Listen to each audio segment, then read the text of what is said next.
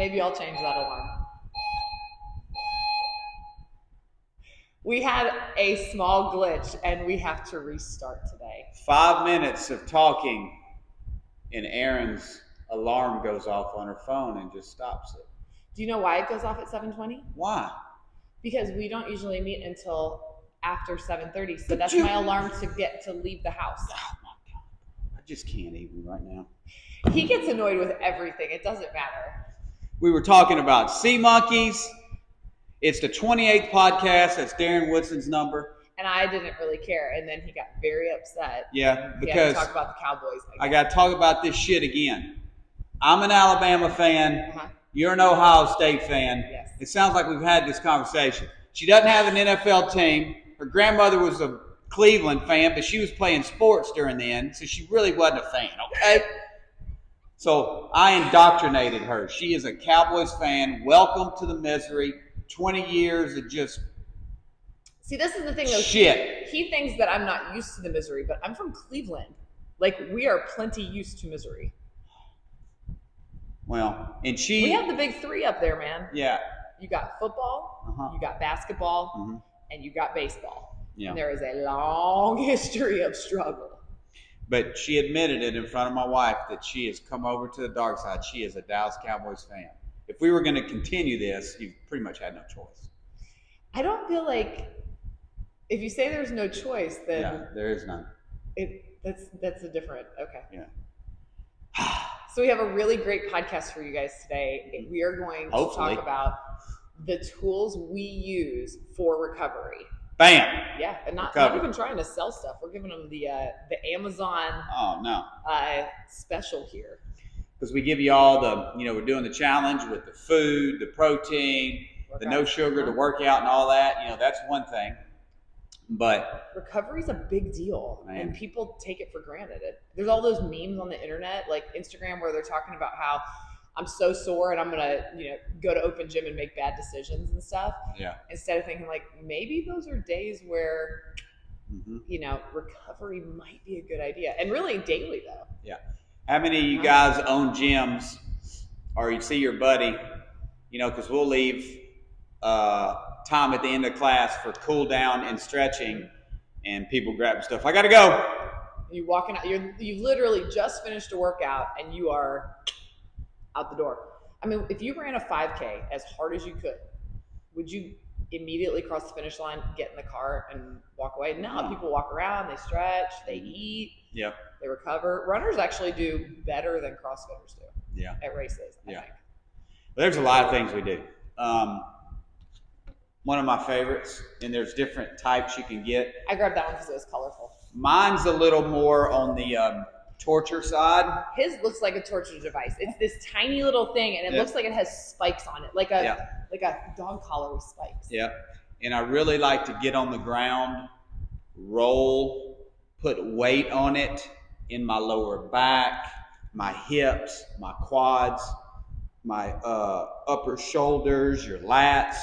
I mean, anywhere I can put weight on it is really good to roll out. And we're not going to sit here and do this, but we'll post a lot of these things underneath where you can get them. You can get them anywhere, but really getting into that tissue, because a lot of times you get it's knotted up and it's sore. Now it can be painful at times, but it's definitely worth it to me. I use this pretty much every day of my life. He spends a good 10 minutes rolling around on the ground making noises before workouts. I do. And you carry it in. Yours is small enough. I have a mini one. Yeah, it's a travel one that I keep in my workout bag. Yours is even smaller than mine. Yeah, but it's like that. Yeah, it's teeny tiny. But he uses it. How long have you had that thing? Man. Long time. 5, 6, 7, 8, 9. I don't know. I mean, they last years for a while. And they're not expensive. These are when people want to buy expensive shoes. They want to buy expensive workout clothes. They want to buy a really cool pair of grips. What they're missing out on though is some of the basics, and it sort of starts before your workout. And we've been over food and water and stuff like that, but truly, like when you get here, whether it's here in your garage somewhere else, you've got to warm up, and people don't want to do it. And it's almost a joke, but it really, like when you're getting injured, you're not warming up properly. That reminds me. What's that? It's off talking, but not really. What's that? I'm on a mission. To wear holes in those shoes? Well, I already got a hole. Those are ugly as hell. They're the old school Reeboks. Listen, they suck. Well, they're not the old Reeboks, though. Those are the new version of the old Reeboks. They're about dead, but I'm on a mission for a pair of shoes. Strike movement, man. That I can do CrossFit with, that I really like. I have good running shoes, but that's different. Running shoes are good. That's different. But I want you to get online. I want you to try a pair of Strike movement. No. I am really a huge fan. You know the shape of these shoes? How they're holding the middle of your foot and then they go a little wider? I'm a big fan. The Strike movement ones are perfect for rope climbs. You can feel the ground for box jumps. They're flat enough for all kinds of barbell cycling. I'm a huge fan. Get some Pumas. You just want those because they're the high rock shoes. I'm just kidding. Yeah, those aren't going to work for CrossFit. No, they're not. Okay. All right. So the next thing. This is one that's done. You could do it after workouts, but really before workouts. Hip halo.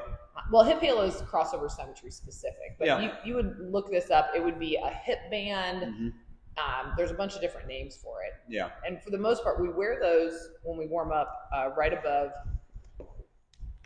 the kneecaps. Yeah. Mm-hmm. And we have a whole video on YouTube. And like those bands, I don't know if they can see them in here. Which bands? Crossover symmetry. Oh, yeah. These crossover symmetry bands. These are wonderful, and we use them a lot. Yeah. But if you don't have like a doorway, you don't have something that they're hooked onto, that it is a little bit of a pain. If you can get a set of these, I keep some in my garage. You've got 2 sets in your garage. We've got them here at the gym. Absolutely think that this protocol is super important. They make a really nice version of a hip halo. Mm-hmm. I think it's actually branded hip halo. Well, that's what I have. And I've got one of those. Crossover symmetry hip halo. Buy them, and that's what I use. Some people carry them. It's amazing. These are definitely less expensive. Hip halos cost around $55-$60. Yeah. These you can get for $12 to $15. Yeah. Maybe $20. Probably never do a workout without warming up with a crossover symmetry. Symmetry. Yeah. I've used it for years.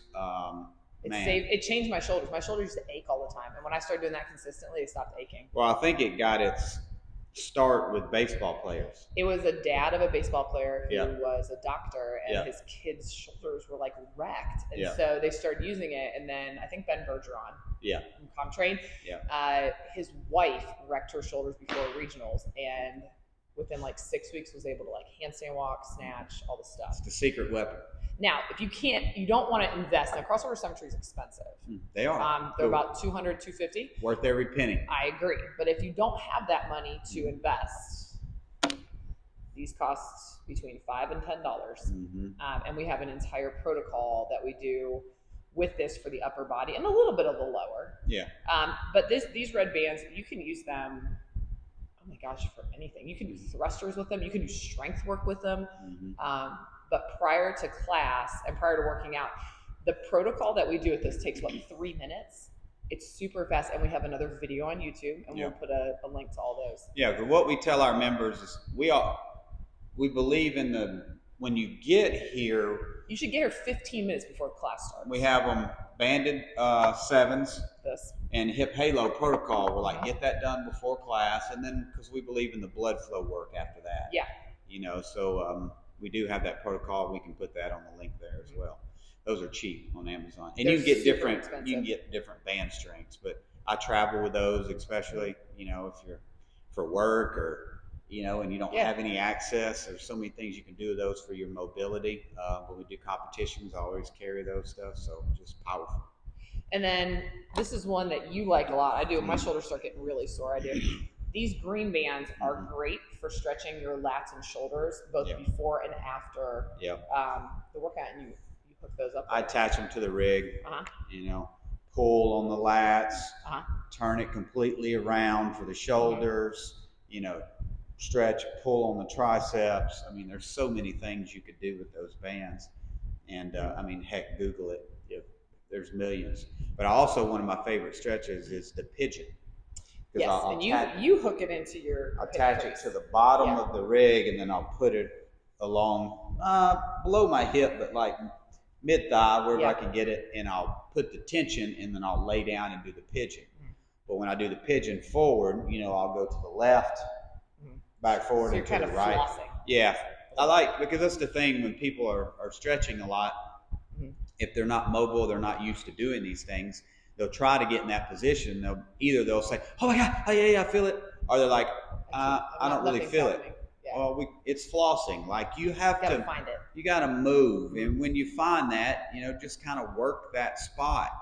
So because it's different for everybody. But when I'm doing that, I stay down there for a couple minutes. Oh, I know. Yeah. Sometimes you make noises when you do that too. Yeah. It's just, those are phenomenal stretches. And so if we could, so far here, for people that like to buy stuff, because people are always looking for something to buy. Yeah. Getting yourself a roller, a foam roller that is small enough that it's not taking up too much space. It's not going to end up sitting in a corner somewhere. Ideally, one you can take with you. Yeah. Places. If you don't have a workout bag of some sort, and you're doing workouts a lot, I feel like you're missing something. You know what I mean? So like the foam roller, I would personally buy one of these and keep it in my bag. Either the hip halo that Crossover Symmetry sells or one of these hip bands. Again, so if we had these 3 things, you could literally, hand me that roller. Now yours doesn't have a hole in the middle because it's even smaller. Yeah. But you could literally put this in your bag and put these in this little hole. Yeah. And you've got 3 things. You could also throw a lacrosse ball in there. Yeah. I'm not as big of a fan of the lacrosse ball. Some people are big lacrosse ball people. The hard cross balls I like to put against the wall. And then if you got a spot. Yeah. Put it back here up on the top of the shoulder back here and just really work dig. And you can find it, with that pressure and work. That's how I kind of use the lacrosse ball. Other than that, I'm using the roller. I put my body weight into it. Yeah. Well, so the roller, that hip band, that red band, those 3 things are really, those are like every day before a workout. Yeah. Literally every single time. It doesn't change. And the routine that you do, and obviously you roll on different parts of your body. If like your lower back's feeling more sore, you might spend a little more time there and stuff. But the hip halo protocol that we follow is a standardized routine. Yeah. It takes about 3 minutes. Yeah. The red band, the banded 7s that we do, takes about 3 minutes. And this one takes about anywhere from 3 to 10 minutes, depending on how long you're laying on it. Yeah. We have some PVC routines that we do too. Those are, we do those a little bit if we're hanging from the bar doing like some barbell work. Yeah. But these these 2 and this, it's the same every time. And if you spent, 15 minutes, come in before class, maybe hit 2 minutes on a machine, just if you're cold. If it's summer, you almost don't even need to.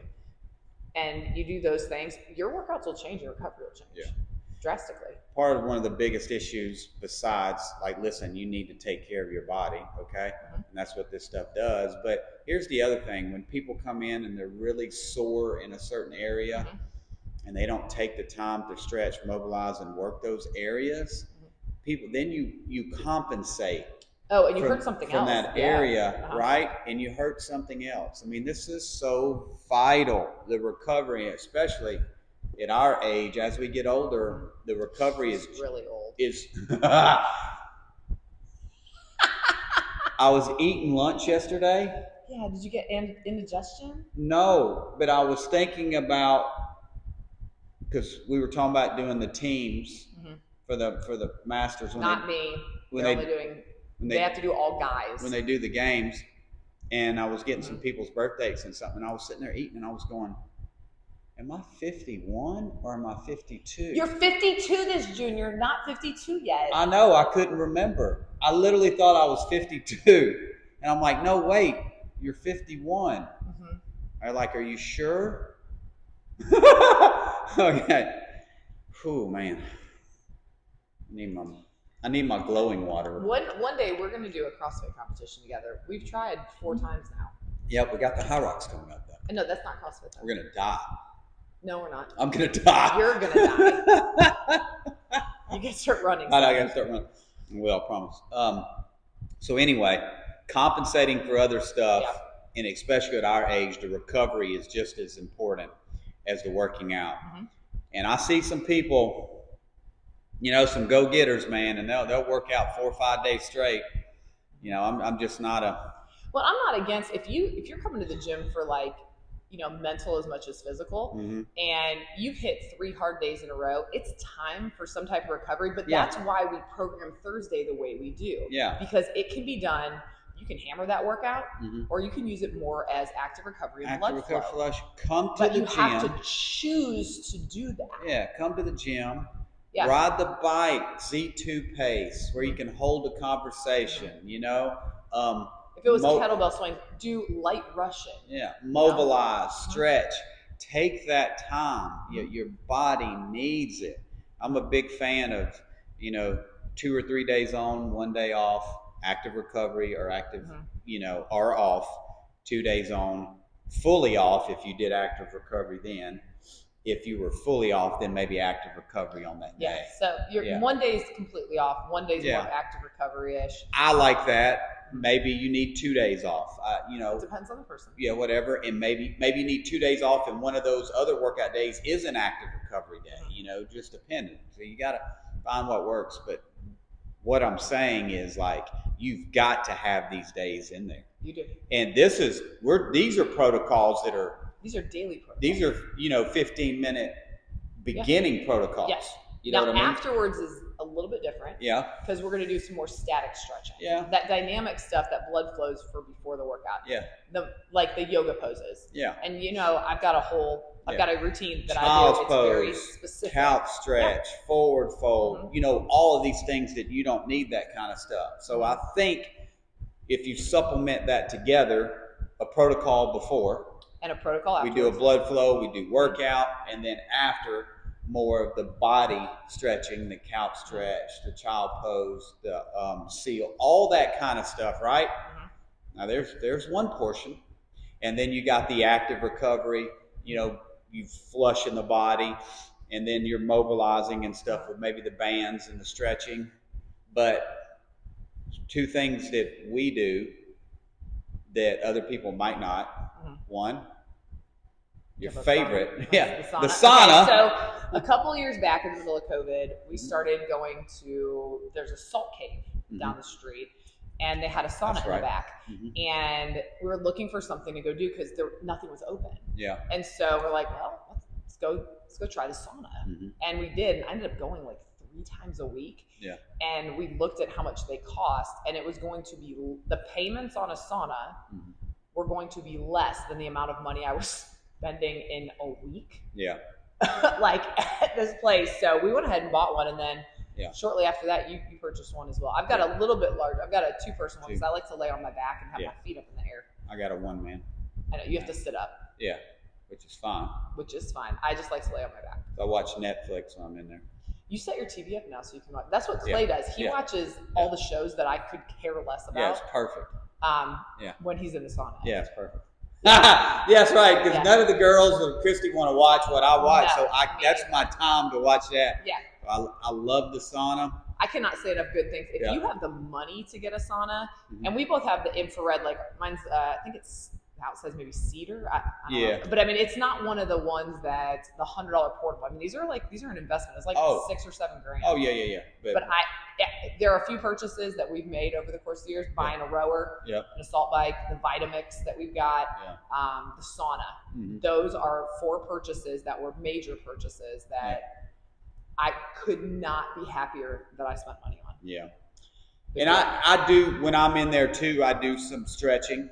Yeah. Arm behind the triceps, this back on the shoulder, sitting back.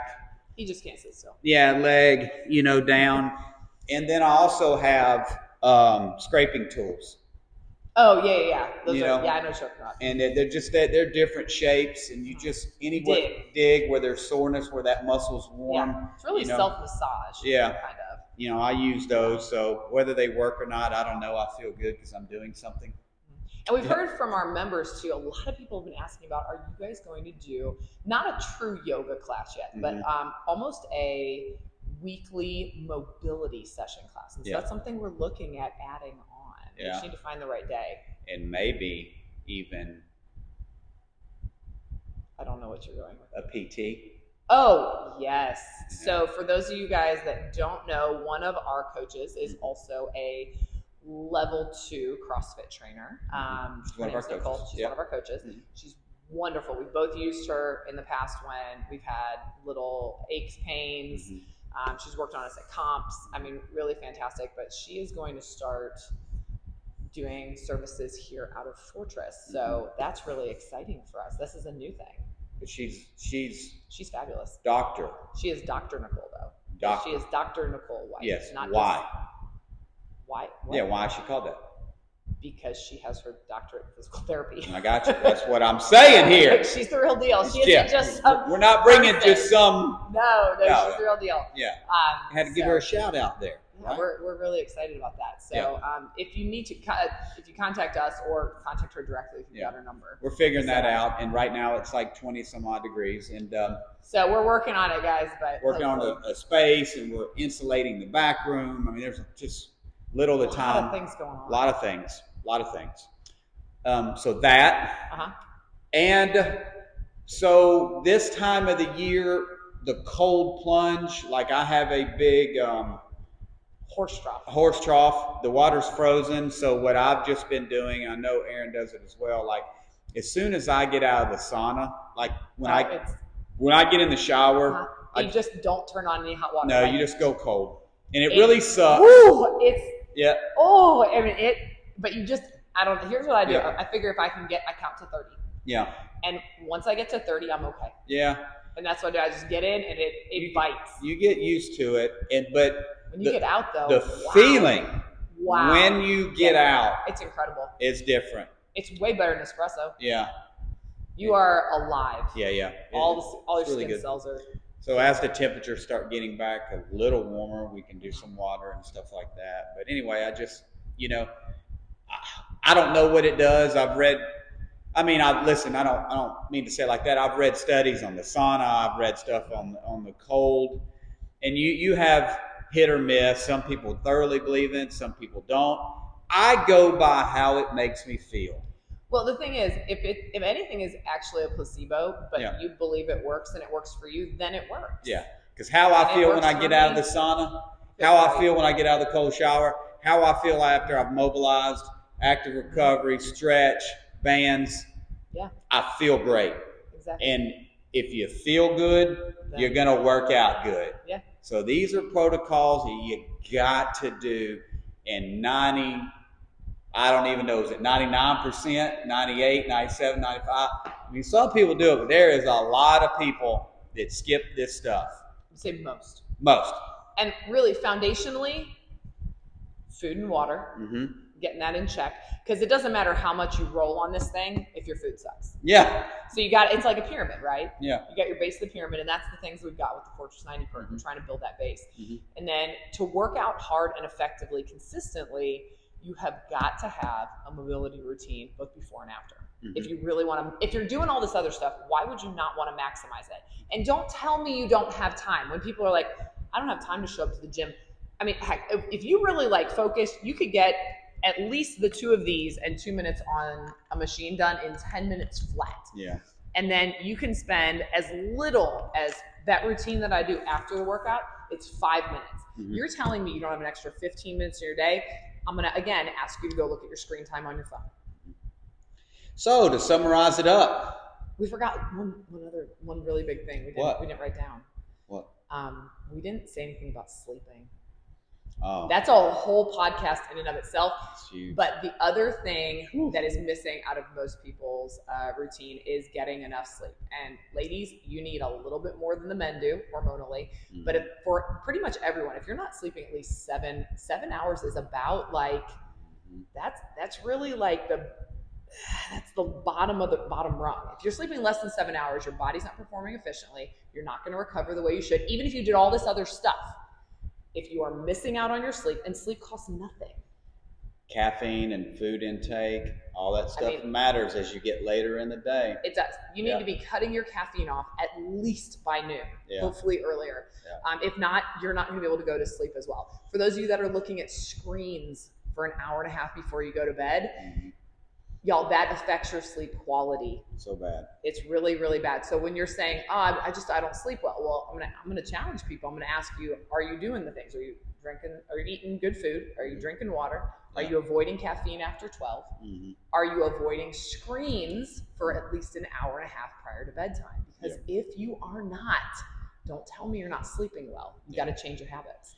Yeah, so I mean, we text in the night before we go to sleep, random shit all the time. But we talking about scrolling. Well, no.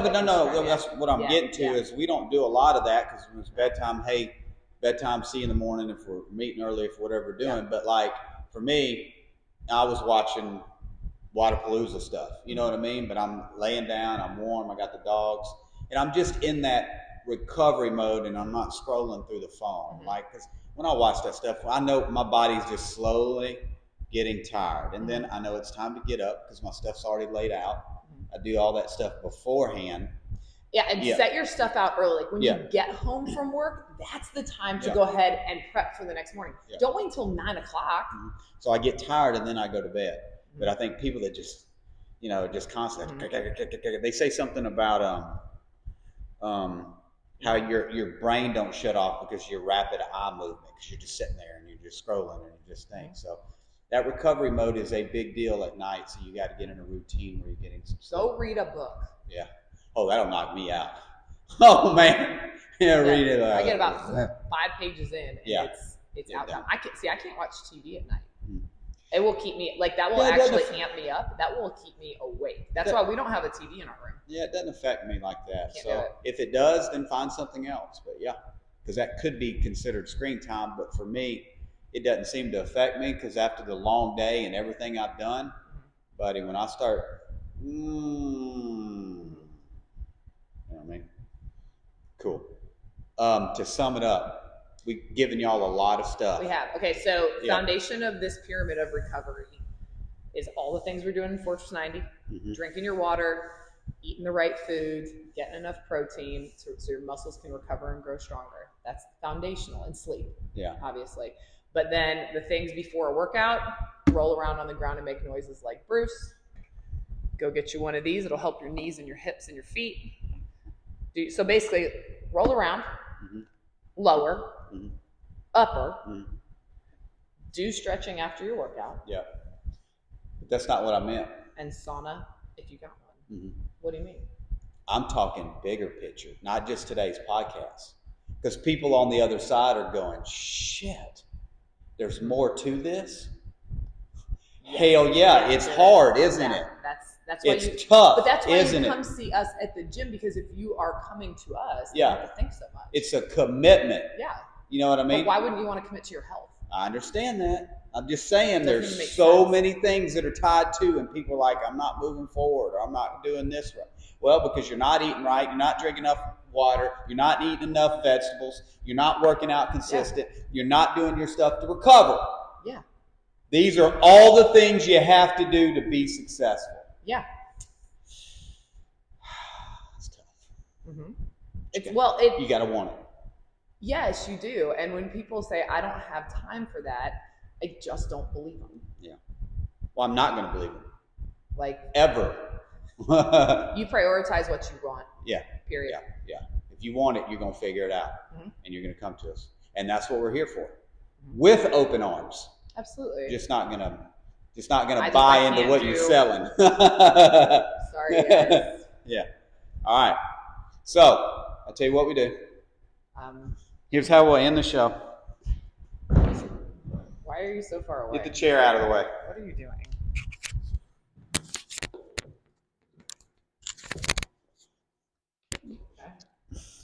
Okay. I'm not real sure what's happening right now.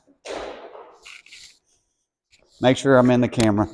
You're in the camera? What is this, a Bruce show? So to be successful, you got to learn how to groan when you roll. It's more like a grunt. He's like, am I in the camera? Then you need to back it up. Back it up, Terry. You're like head and knees. You need to go back towards that. Or back the camera up.